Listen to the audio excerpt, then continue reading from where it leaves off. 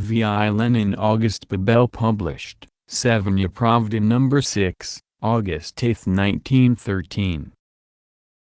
Signed, V.I. Published according to the Severnaya Pravda text.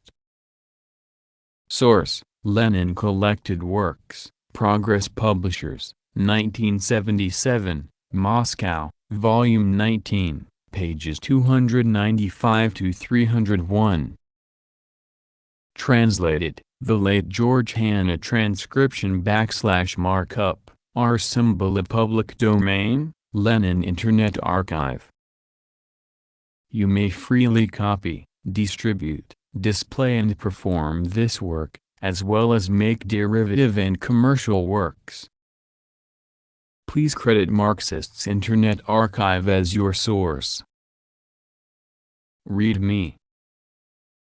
With the death of Bebel, we lost not only the German social democratic leader who had the greatest influence among the working class, and was most popular with the masses, in the course of his development and his political activity. Bebel was the embodiment of a whole historical period in the life of international as well as German social democracy. Two big periods are to be distinguished in the history of international social democracy. The first period was that of the birth of socialist ideas and the embryonic class struggle of the proletariat, a long and stubborn struggle between extremely numerous socialist theories and sects. Socialism was feeling its way, was seeking its true self. The class struggle of the proletariat, which was only just beginning to emerge as something different from the common mass of the petty bourgeois people, took the shape of isolated outbursts, like the uprising of the Lyons weavers. The working class was at that time also only feeling its way. This was the period of preparation and of the birth of Marxism, the only socialist doctrine that has stood the test of history. The period occupied approximately the first two-thirds of the last century and ended with the complete victory of Marxism, the collapse of all pre-Marxian forms of socialism, and the separation of the working class from petty bourgeois democracy and its entry upon an independent historical path. The second period is that of the formation, growth and maturing of mass socialist parties with a proletarian class composition. This period is characterized by the tremendous spread of socialism, the unprecedented growth of all kinds of organizations of the proletariat, and the all-round preparation of the proletariat in the most varied fields for the fulfillment of its great historic mission. In recent years a third period has been making its appearance, a period in which the forces that have been prepared will achieve their goal in a series of crises. Himself a worker, Bebel developed the socialist world outlook at the cost of stubborn struggle. He devoted his wealth of energy entirely, withholding nothing, to the cause of socialism. For several decades he marched shoulder to shoulder with the growing and developing German proletariat and became the most gifted parliamentarian in Europe, the most talented organizer and tactician, the most influential leader of international social democracy hostile to reformism and opportunism. Bebel was born in Cologne on the Rhine on February 22, 1840, in the poor family of a Prussian sergeant. He imbibed many barbarous prejudices with his mother's milk and later slowly but surely rid himself of them. The population of the Rhineland was republican in temper in 1848–49, the period of the bourgeois revolution in Germany. In the elementary school only two boys, one of them Bebel, expressed monarchist sympathies and were beaten up for it by their schoolfellows. "One beaten is worth two unbeaten" is a Russian saying that freely translates the moral Bebel himself drew when relating this episode of his childhood years in his memoirs. The 60s of the last century brought a liberal springtide to Germany after long, weary years of counter-revolution, and there was a new awakening of the mass working-class movement. Lassalle began his brilliant but short-lived agitation. Bebel, by now a young turner's apprentice, hungrily devoured the liberal newspapers published by the old people who had been active in the 1848 revolution, and became an ardent participant in workers' educational associations. Having got rid of the prejudices of the Prussian barracks, he had adopted liberal views and was struggling against socialism. Life, however, took its course, and the young worker, through reading Lassalle's pamphlets, gradually found his way to Marx despite the difficulties involved in getting to know Marx's writings in a Germany that had suffered the oppression of the counter-revolution for more than 10 years. The conditions of working-class life, the serious and conscientious study of the social sciences, pushed Bebel towards socialism. He would have arrived at socialism himself, but Liebknecht, who was 14 years older than Bebel and had just returned from exile in London, helped to accelerate his development. Evil tongues among Marx's opponents were saying at that time that Marx's party consisted of 3 people: Marx, the head of the party, his secretary Engels, and his agent Liebknecht. The unintelligent shunned Liebknecht as the agent of exiles or foreigners, but Bebel found in Liebknecht just what he wanted: living contact with the great work done by Marx in 1848, contact with the party formed at that time, which, though small, was genuinely proletarian, a living representative of Marxist views and Marxist traditions. There is something to be learned from that man, damn it. The young Turner Bebel is said to have remarked, speaking of Liebknecht.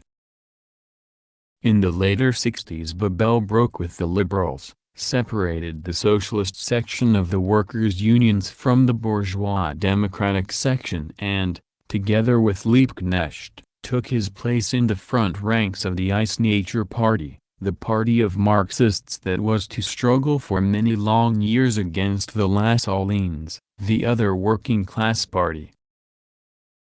To put it briefly, the historical reason for the split in the German socialist movement amounts to this. The question of the day was the unification of Germany.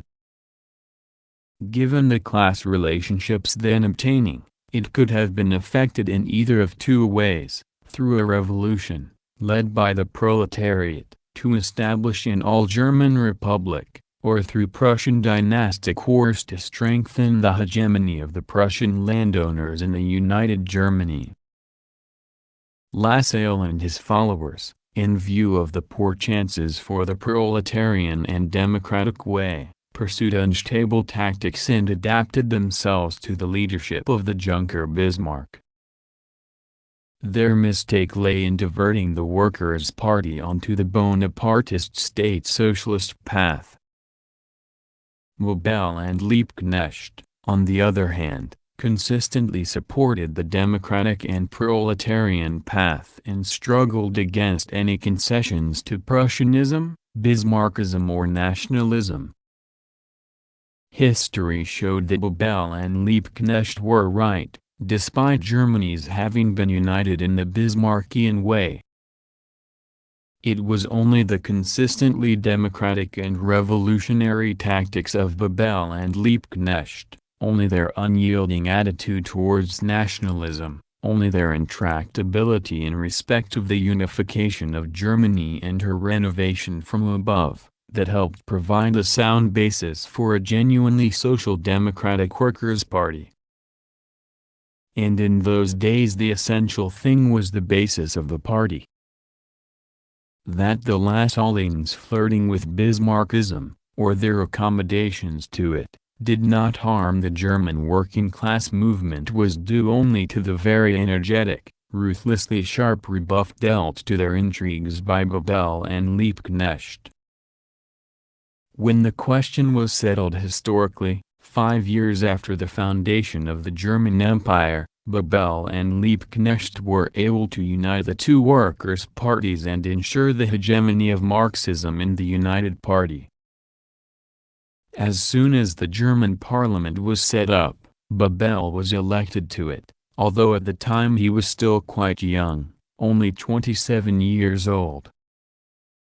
The fundamentals of parliamentary tactics for German, and international, social democracy, tactics that never yield an inch to the enemy, never miss the slightest opportunity to achieve even small improvements for the workers, and are at the same time implacable on questions of principle and always directed to the accomplishment of the final aim. The fundamentals of these tactics were elaborated by Bebel himself or under his direct leadership and with his participation. Germany, united in the Bismarckian way, renovated in the Prussian, Junker way, responded to the successes of the Workers' Party with the anti-socialist law. The legal conditions for the existence of the working class party were destroyed and the party was outlawed. Difficult times were at hand. To persecution by the party's enemies was added an inter-party crisis, vacillation on the basic questions of tactics. At first the opportunists came to the fore. They allowed themselves to be frightened by the loss of the party's legality, and the mournful song they sang was that of rejecting full-blooded slogans and accusing themselves of having gone much too far, etc. Incidentally, one of the representatives of this opportunist trend, H.Oakberg, rendered financial aid to the party, which was still weak and could not immediately find its feet. Marx and Engels launched a fierce attack from London against disgraceful opportunist shilly-shallying. Bebel showed himself to be a real party leader. He recognized the danger in good time, understood the correctness of the criticism by Marx and Engels, and was able to direct the party onto the path of implacable struggle. The illegal newspaper Der Sozialdemokrat was established and was published first in Zurich and then in London. It was delivered weekly in Germany and had as many as 10,000 subscribers. Opportunist waverings were firmly stopped. Another form of wavering was due to infatuation with Die-Backslash-Uring at the end of the 70s of the last century. For a short time Bebel also shared that infatuation. Die-Backslash-Uring supporters, the most outstanding of which was Most, toyed with leftism and very soon slid into anarchism. Engels' sharp, annihilating criticism of Die-Backslash-Uring's theories met with disapproval in many party circles, and at one Congress it was even proposed to close the columns of the central newspaper to that criticism. All the viable socialist elements, headed, of course, by Bebel, soon realized that the new theories were rotten to the core and broke away from them and from all anarchist trends. Under the leadership of Bebel and Liebknecht the party learned to combine illegal and legal work. When the majority of the legally existing Social Democratic group in Parliament adopted an opportunist position on the famous question of voting for the shipping subsidy, the illegal Sozialdemokrat opposed the group and, after a battle 4 weeks long, proved victorious. The anti-socialist law was defeated in 1890 after having been in operation for 12 years. A party crisis, very similar to that of the mid-70s, again occurred. The opportunists under Vollmer, on the one hand, were prepared to take advantage of legality to reject full-blooded slogans and implacable tactics. The so-called young ones, on the other hand, were toying with leftism, drifting towards anarchism. Considerable credit is due to Bebel and Liebknecht for offering the most resolute resistance to these waverings and making the party crisis a short-lived and not very serious one. A period of rapid growth set in for the party, growth in both breadth and depth, in the development of the trade union, cooperative, educational and other forms of organization of the forces of the proletariat, as well as their political organization. It is impossible to assess the gigantic practical work carried out in all these spheres by Bebel as a parliamentarian, agitator and organizer. It was by this work that Bebel earned his position as the undisputed and generally accepted leader of the party, the one who was closest to the working class masses and most popular among them. The last crisis in the German party in which Bebel took an active part was that of the so-called Bernsteinism. At the very end of the last century, Bernstein, formerly an orthodox Marxist, adopted purely reformist, opportunist views. Attempts were made to turn the working class party into a petty bourgeois party of social reforms. This new opportunism found many supporters among the functionaries of the working class movement and among the intelligentsia. Bebel expressed the mood of the working class masses and their firm conviction that a fight should be put up for full-blooded slogans, when he revolted with great vigor against this new opportunism.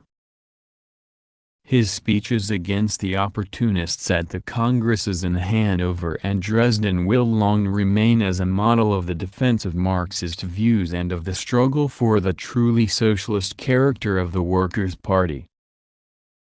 The period of preparation and the mustering of working-class forces is in all countries a necessary stage in the development of the world emancipation struggle of the proletariat, and nobody can compare with August Bebel as a brilliant personification of the peculiarities and tasks of that period. Himself a worker, he proved able to break his own road to sound socialist convictions and became a model workers' leader, a representative and participant in the mass struggle of the wage slaves of capital for a better social system. Notes der Sozialdemokrat, Social Democrat, the legal organ of the German Social Democratic Party, published from 1879 to 1890.